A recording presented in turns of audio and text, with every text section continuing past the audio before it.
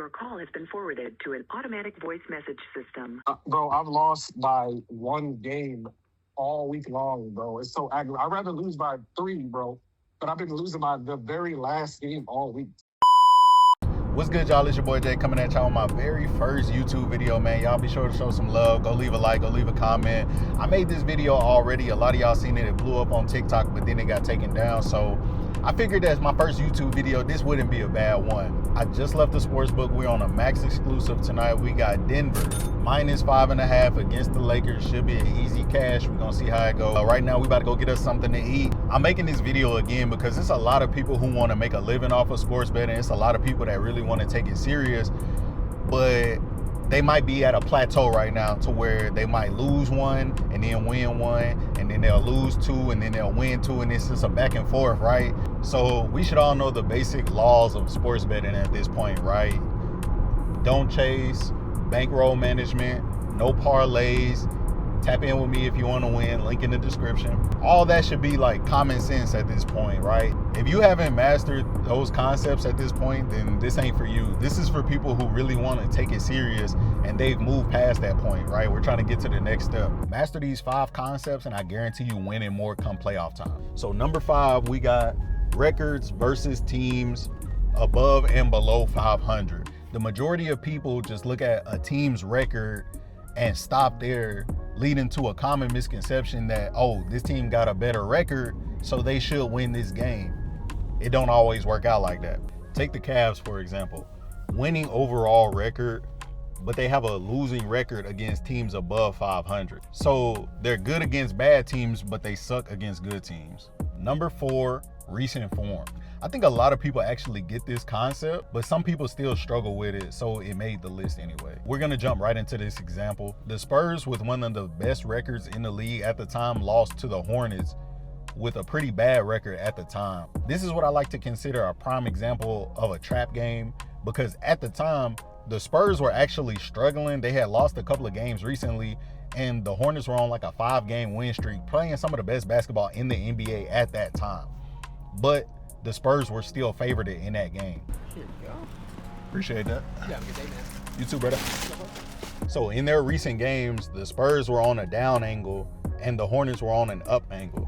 If you had just looked at their recent form, then you could have seen this upset coming. One of the biggest things that people get wrong is they think that because a team started the season off good or bad, they're gonna be good or bad the entire season, and it don't always work out like that. Number 3, explore all your options. This one is pretty short and sweet.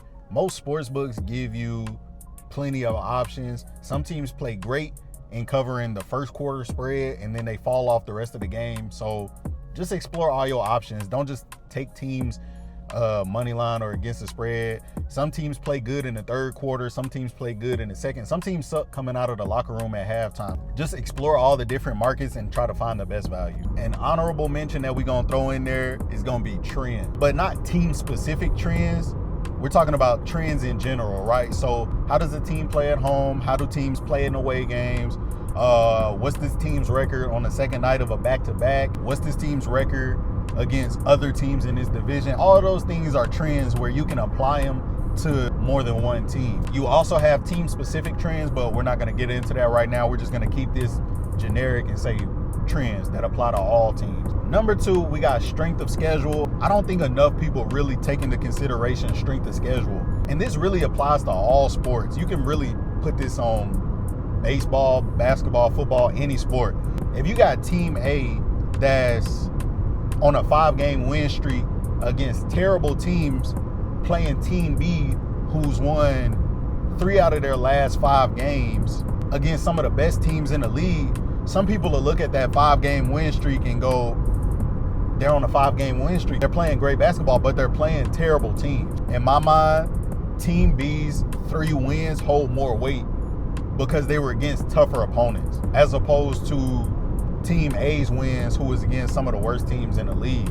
And finally, my number 1 concept to master. I think this one is the most slept on because it don't show up on no stat sheet. It don't show up on paper. You just got to take the initiative on this one. At number 1, we got look ahead spots. Now we're going to talk about look ahead spots for you and look ahead spots for the team that you're betting on, right? So a look ahead spot is basically when a team's next game is more important than the game that they played today.